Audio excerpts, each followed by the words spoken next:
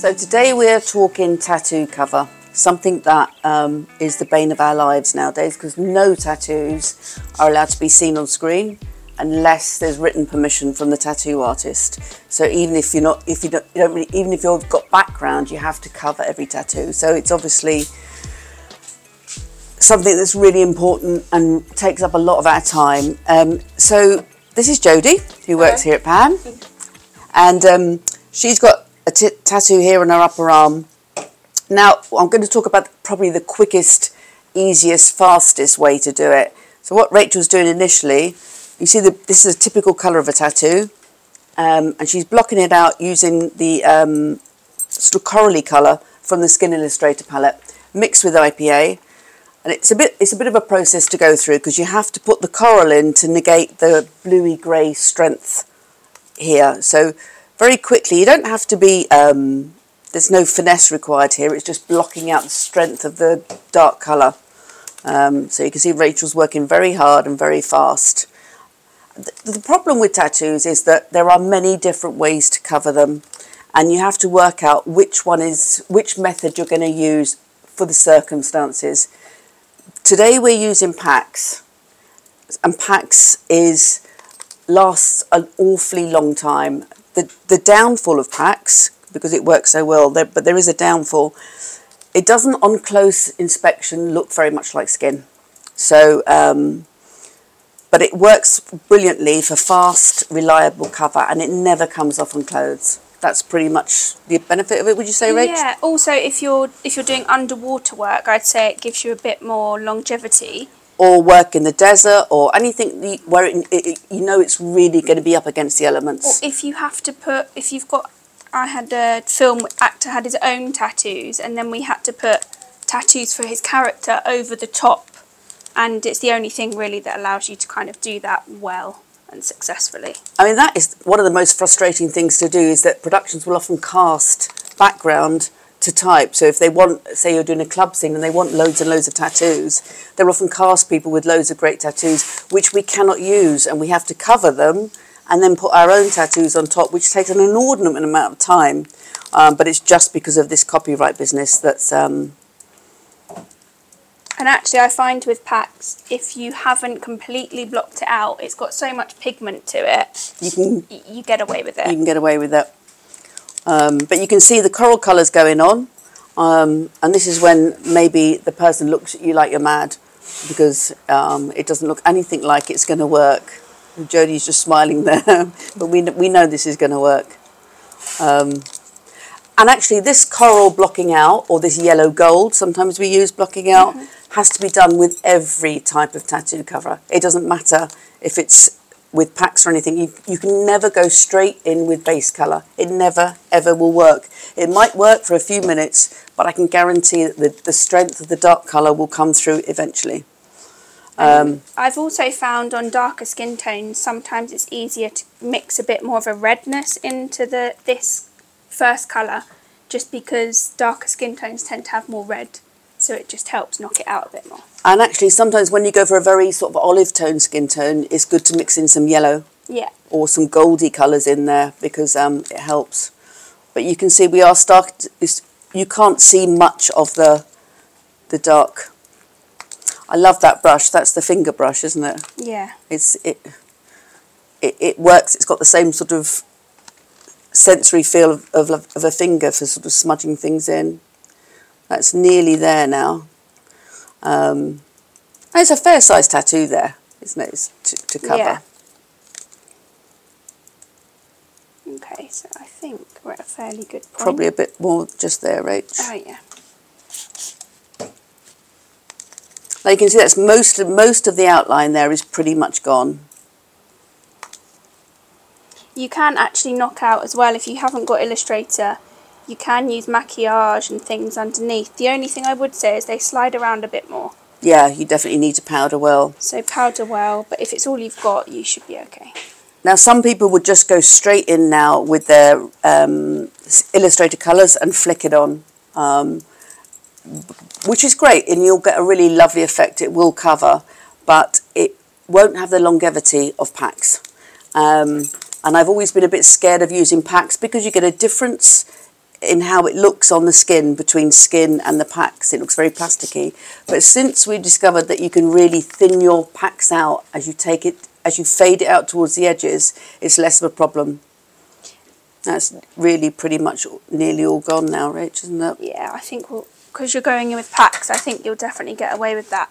If you go in with Illustrator again, I would always say you'd have to powder that personally. Everyone has their own way. This is just personal to me. I'd powder that, and if you were just using your Illustrator, I'd go then in with a rice paper on Jodie's skin. So going in with you've done your peachy tones, powder, then going with a light tone, and then start putting your base tones. And I mean, it's a complicated process of flicking. Yeah. Some people prefer it. But even if you go in with rice paper with sort of a brush like that and just stipple on, you have to lose all of that colour. Otherwise, you're going to have the problem of this coming through. And you don't get that with packs because it's so blocking. It automatically will put the skin tone back in. So we're just mixing up the thinner. This is what Kate spoke about earlier. It's the PAX thinner, and this is really handy because what it does is it thins out what we put on over the top to help it look a bit more like skin, because with PAX you can get a bit of an edge, so this will help. Yeah, you can go straight in with your PAX and then you'll find you've got a square of perfectly matched skin colour, but it looks totally different because it looks like plastic. Whereas what the thinner does is it sort of fades it into it, so it just makes it work better. So we're just mixing up a pale yellowy. Jodie said herself she's got a lot of colours on her skin. She's got a lot of reds, and there's quite lots of tan here as well. So mixture of yellows, reds, bit of blue coming through with veins. Veins are always a really useful thing when you're covering tattoos because afterwards you can paint them on right through the line, and it takes your eye away from the tattoo. It's just a way of diverting your eye to the tattoo. There's a lovely vein there, Jodie. Got some good veins. Yeah. It's good for a blood test. And another thing I find, this is again just to me, I'd always go in with a PAX lighter than the skin tone, because it dries darker than when you apply it, and also it's much easier to lose a lighter tattoo cover than it is if it's too dark.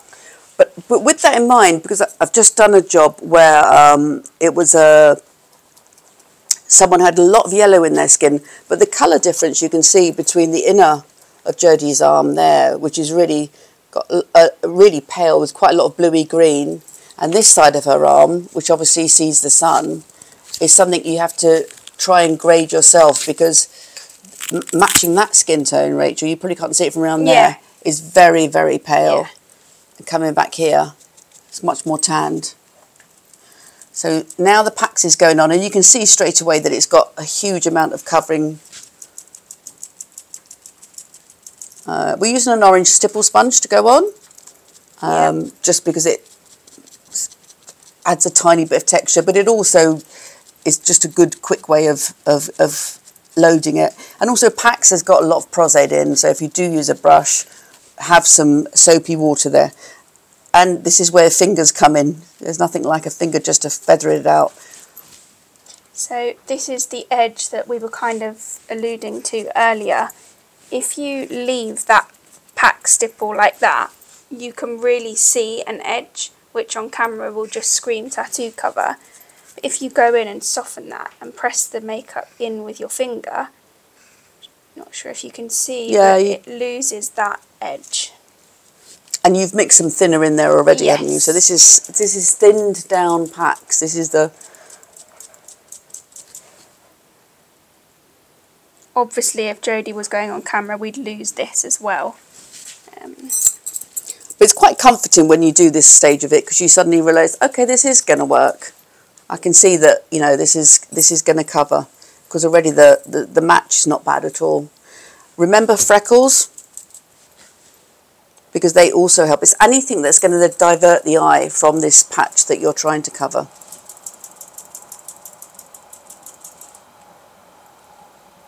I mean,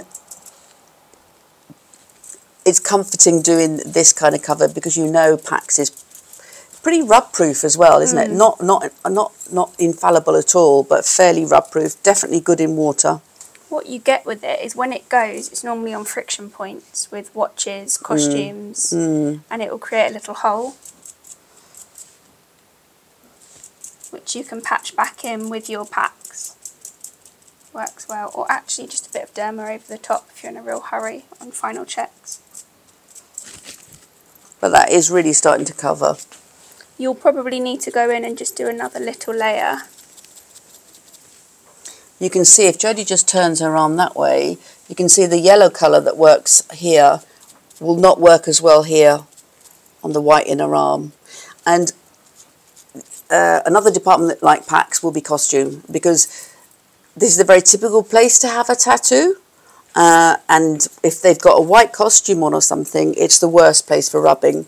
Ditto on the wrist, which is another common place that people go. Actors will often have a wrist done thinking it's not going to cause anyone any problems, and it's one of the worst places because of cuffs. Cuffs, watches, bracelets. So it's a high rub area. While that side's drying, for exactly what Kate's just said, I'm just going to mix up a slightly lighter tone just in here, so just grab a... Mel Packs, which is what we sell in the shop and most people would probably use for their packs cover, comes in kits. So it comes in 4 or 5 different colours. Yeah. That are suitable for Caucasian or for, I think there's light, medium, and then we go down the darker skin tone. So you can buy the kits and they're quite reasonable, knowing that you've covered most skin tones by having 3 kits. And it'd be money well spent, I think. So moving on, the fan is just to dry the packs quite quickly. And we've mixed in a tiny bit of alabaster. Alabaster, I think Alabaster, which just gives that much more paler tone that we were talking about. You'll see when Rachel comes back from just doing that. It is, do remember this, because I made the mistake on an actor I was just working on who had a big tattoo down the side of his arm, standing where Rachel was and colouring to this side of the arm. And then when I walked around, I realised I had a big yellow mark down here because he was so pale in here. And the other thing I would say on that as well is don't be afraid to move your actor. So if you need them to get up here, you need to do that. You have to, yeah. It's part of doing a good job, and it's going to be less painful for them throughout the day if you don't have to go back in and correct this, but you can kind of see the colour difference. And Jodie's been a very obliging actor and holding her mini fan on to let the packs dry quickly. Not all actors will do that. Sometimes they'll be reading their paper or on their phone. That's the usual thing. Yeah. Eating their breakfast. And you normally end up being you're like this. You're resting their limbs on you, and you're trying to tattoo cover, and then they fall asleep. But you get that alabaster has made such a difference. If we pull back now, because so there we are. We've gone from the pale on that side, moving around to that side. So you've got your basic skin tones in there now, and it's looking. This is the stage I feel a bit more confident and less scary. And then you can kind of come in and mottle a bit of light into the dark and a bit of dark into the light before you flick. So it's just bridging, making that exactly like Jodie's skin, adding the colours. But now you're probably, when the AD's knocking on the door, you know that you're actually probably only about 5 minutes away from where you need to be. Well, you can say 5 anyway, even if it's 10. But that's looking really good.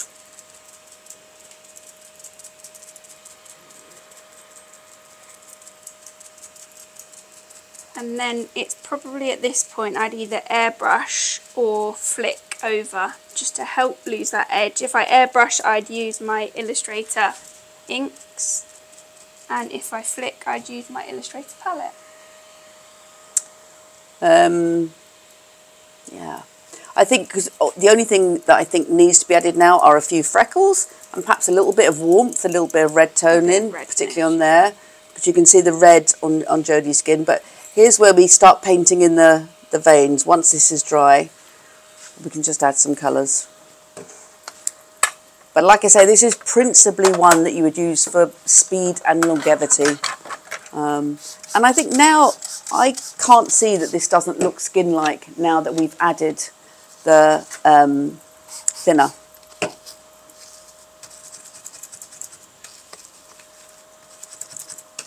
It must be nearly touch dry. Yeah, I think that's probably, yeah.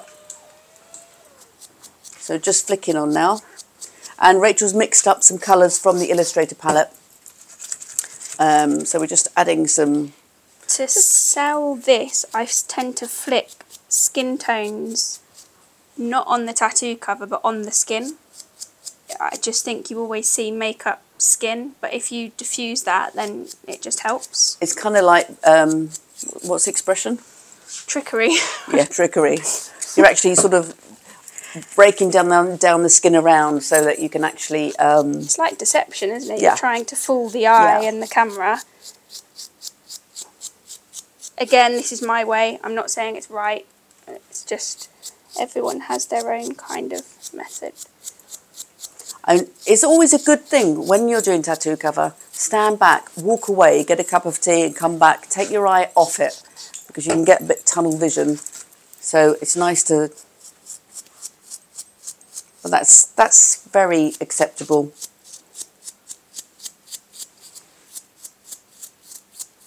So here we are, we have Paxed, and it's a very difficult case actually because the range of skin colours on Jodie's upper arm is really tricksy.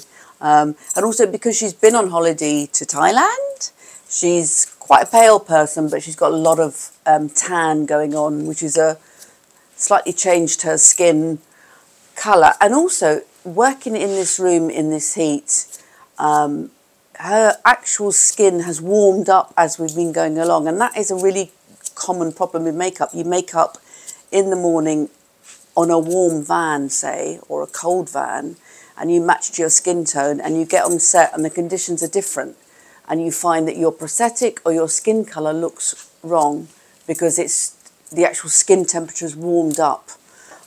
So it's always going to be an adjustment process. So, but I think Rachel's done an amazing job and it's looking really good, and she's just finally painting on, probably just using anything you like grease, because these are just little bits of fine tuning.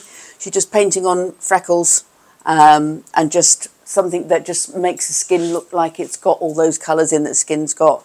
So she just put a couple on there, and I think it works really well. And I think everything about this is really good. And I just want to show, I don't know if we can zoom in, but any kind of tattoo cover where you have to add layers of stuff, you will get a difference in texture.